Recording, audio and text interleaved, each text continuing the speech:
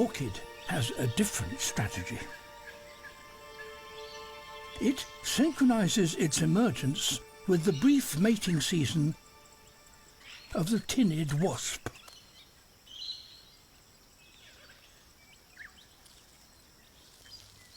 The flightless female wasp produces pheromones to attract males.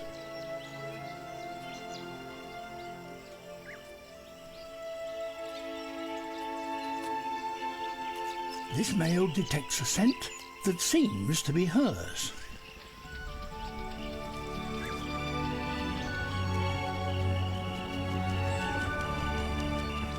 Yet flies right on by.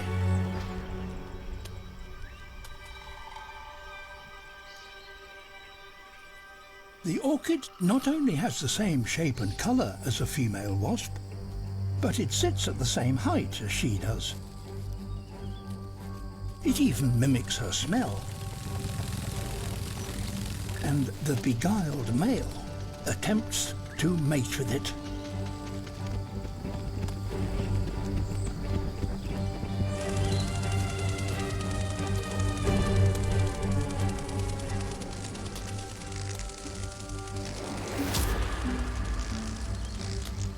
It hammers against the orchid's pollen sacs.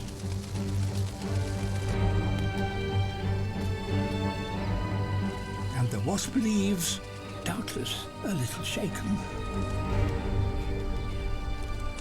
only to be duped once again.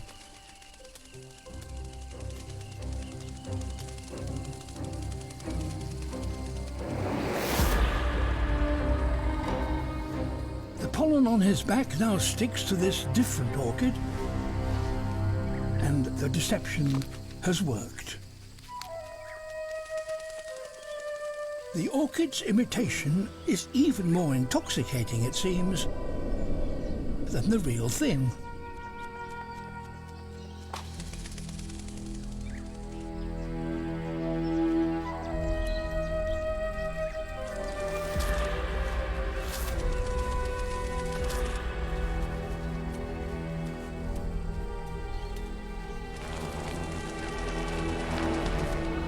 Eventually, the male wasps tire of the orchid's enticements. Now, the wasps, both male and female, find the flowers of the grass trees to feed. And there, at long last, they mate.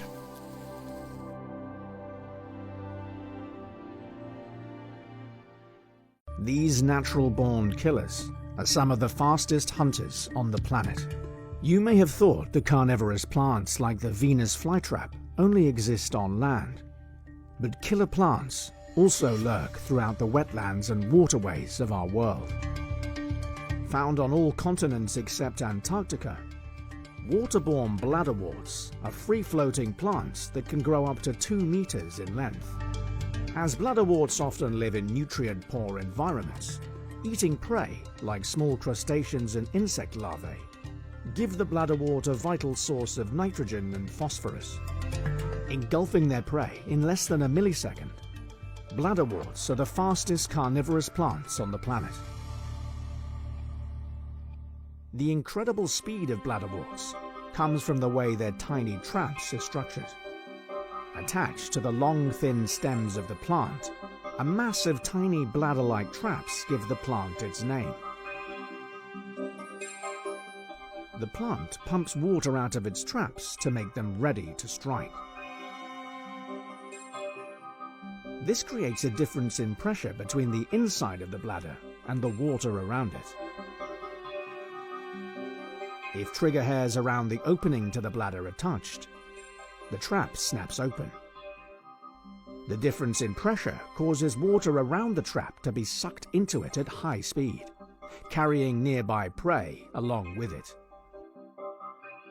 Though these traps are small, this reaction is so powerful, it occurs at over 600 times the force of gravity. Like the bladderwort, water wheel plants are aquatic killers with lightning-fast reactions. Water wheels are unique in being the only aquatic plant known to use snap traps to catch prey. It's thought that the water wheel and the Venus flytrap may share a common ancestor, as both deploy jaw-like traps to deadly effect. Measuring roughly 3 millimeters across, the water wheel's traps are about 1/10 the size of a Venus flytrap's, but they close 10 times faster than those of its land-based cousin. Unlike a Venus flytrap, the leaves of a water wheel don't change shape to trap prey. Instead, they close like 2 halves of a mussel shell. Once sensitive trigger hairs are touched by passing prey, the leaf snaps shut and the catch is complete. Long bristles act as an energy saver for the plant, as these stop passing debris from triggering the trap. Despite being found in Europe, Asia, Africa, and Australia, water wheel plants are now endangered and rare in the wild. Favoring a narrow set of water conditions, the plant is usually confined to small areas. This means it can be easily eradicated in a region by fairly minor events. As threats to its habitat increase, the water wheel, like many of its carnivorous cousins, may not survive on our changing planet for much longer.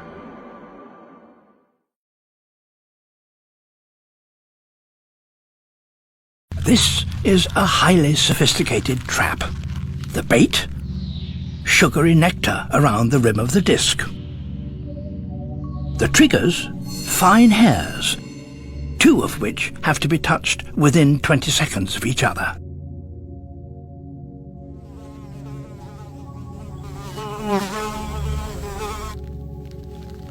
The victim, a fly, which finds the colour and nectar irresistible.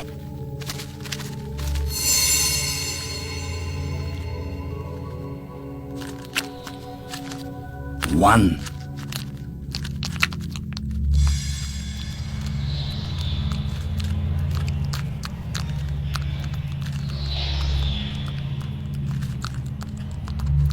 Two.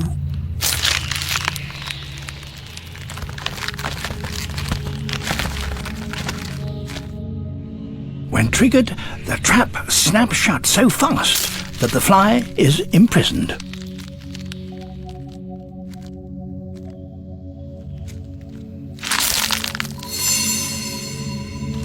The Venus flytrap now slowly digests its victim.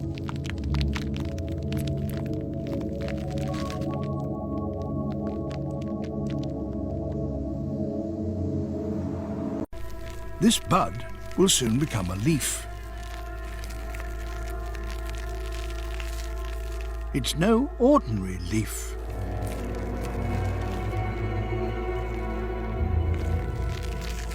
It has a special, altogether more sinister purpose.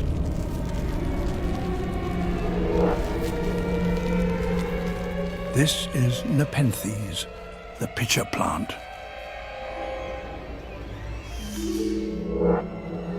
It grows in nutrient-poor soils, so has to find nitrogen and minerals in another way.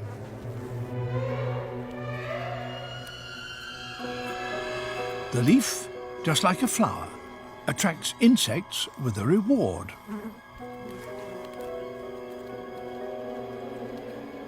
The pitcher is coloured and scented to appeal to flies looking for a meal of rotting flesh.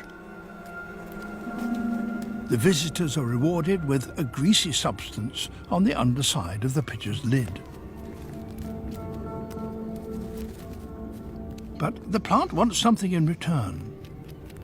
Not pollen, but a meal.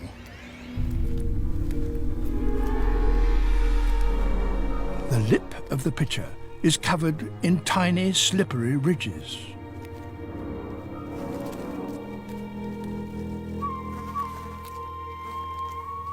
Wax lubricates the surface further. It's extremely difficult to hold on, even for a fly.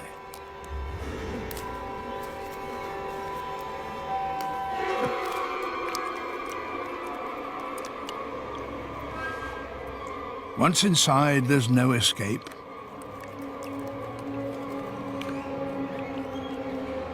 The leaf holds a pool of digestive liquid. This contains microscopic elastic filaments which give it the properties of quicksand. The more the insect struggles, the deeper it sinks. Enzymes begin to dissolve the victim's body while it's still alive.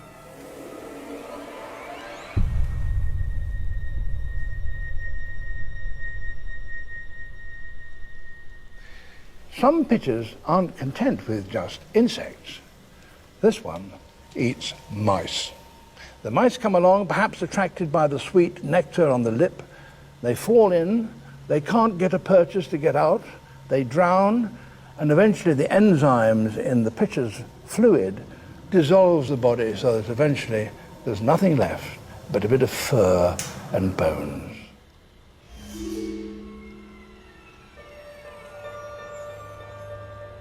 This pitcher is called Nepenthes lowii. It lives on the forested slopes of Borneo's mountains. And it's perhaps the most extraordinary pitcher of them all. The evidence is that it too attracts small mammals. It secretes a sort of nectar from the underside of the lid there. And that attracts little tree shrews. This engaging little animal is Tupaia montana, the mountain tree shrew. It feeds on fruit and any insects it can find. It also visits pitcher plants.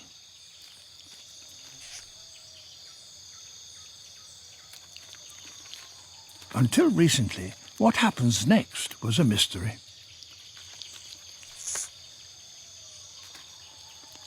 This footage seems to show that the animal has found a way of evading the slippery death trap. What is more, it's feeding on the underside of the pitcher's lid.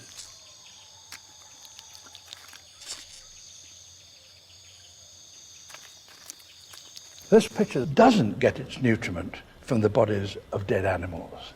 It's got another way of sustaining itself. The tree shrews come to lick it, and when they do, their rear end is directly over the pitcher so that their droppings fall into it. And it's that provides this plant with its nourishment.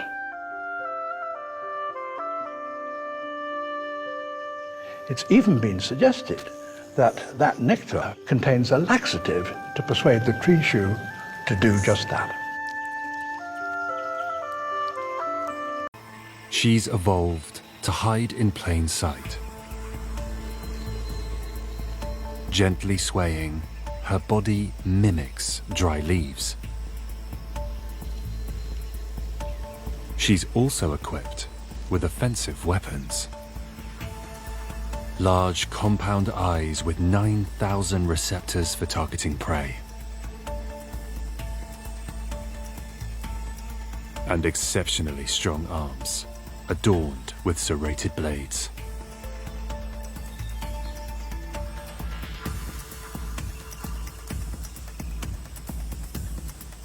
Patience is a virtue for a mantid.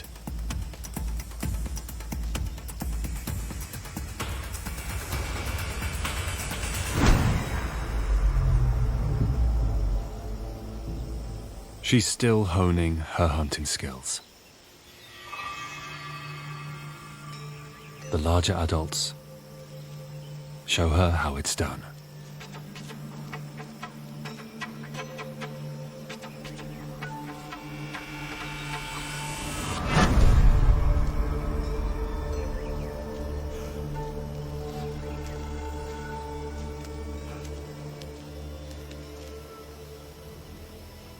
Off by a fraction in her first attempt, she adjusts her targeting.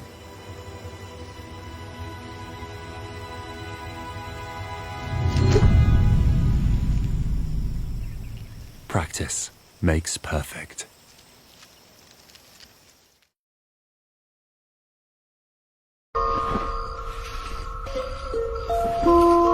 This male moth doesn't go in search of females.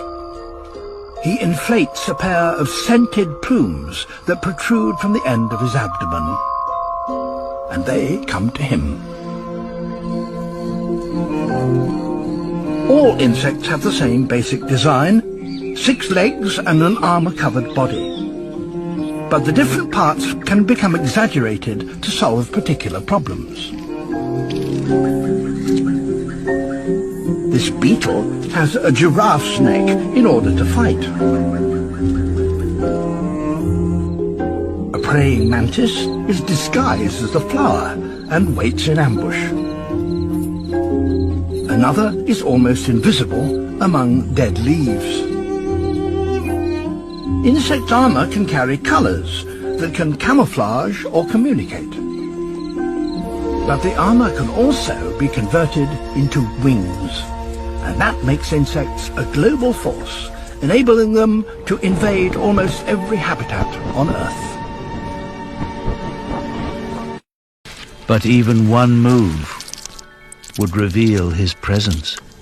A keen-eyed parrot snake, a frog hunting specialist. Once it's locked on to a target, it rarely goes hungry. The frog must escape, but he doesn't run away. He sits tight and does something magical. He packs 90% of his blood cells into his liver, hiding them away, and starts to become transparent. But then he shrinks many of his organs to 1/3 of their original size. So he all but disappears.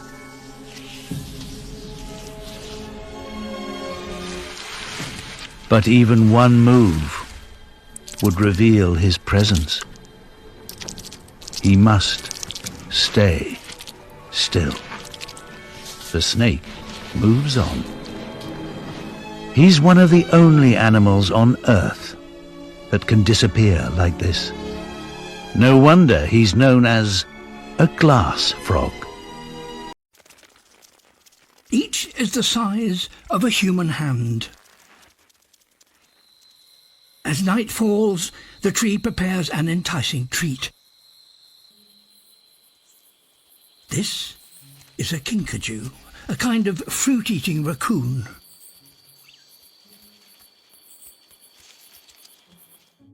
Each flower is filled with huge quantities of exceptionally rich nectar, supercharged with sugar. Irresistible.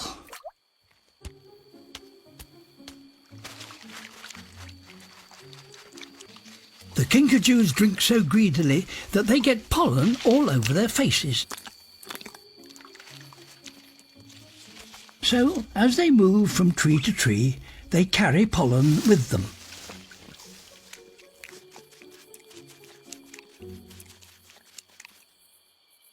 But the balsa leaves little to chance. The nectar might appear to have run out, but this is just the first round. Now the balsa refills its flowers, enticing the kinkajous back to repeat the process 7 times a night. Pollination is complete. And the kinkajous, they also get well served, with over 100 pints of nectar in just a few weeks.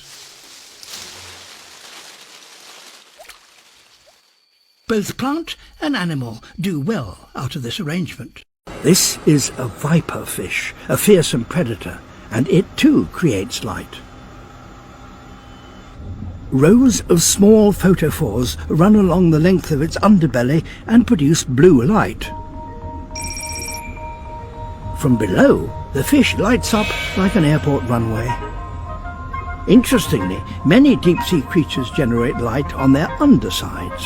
Why should this be so?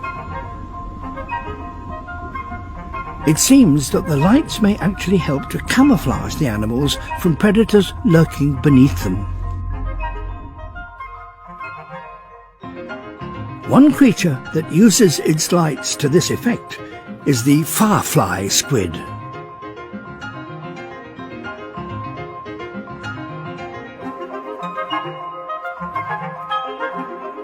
hundreds of tiny photophores illuminate their bodies. Why don't these bright lights attract predators? A small amount of light from the surface filters down into the twilight zone, so from below, a black silhouette would be clearly visible and make an easy target for deep-sea hunters. It hangs almost motionless in the water with its large eyes directed upwards, searching for the faint silhouettes of prey overhead. It feeds on small krill and other plankton. Some prey try to hide by using bioluminescence. But seen through the eyes of the barrel eye, the deception has not worked. The hunter can clearly see its prey.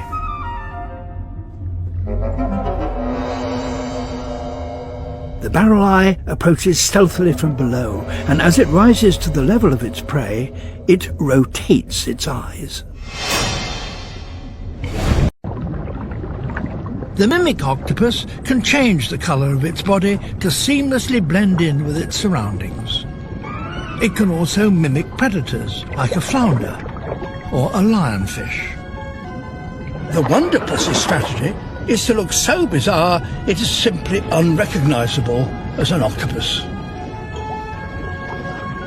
Unfortunately, the veined octopus has no clever disguise, and the flounder is trailing it, waiting for an off-guard moment.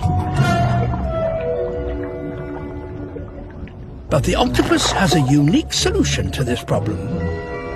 A discarded coconut shell could provide some protection from its stalker. This one carries the shell everywhere it goes. But this is only half the story. For all-round security, it needs another half to make a matching pair. The stalker is still stalking. However, an armoured pod has another, more unexpected benefit.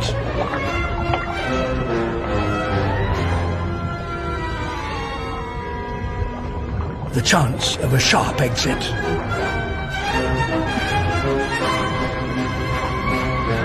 This cunning cephalopod lives to hunt another day, all tentacles intact.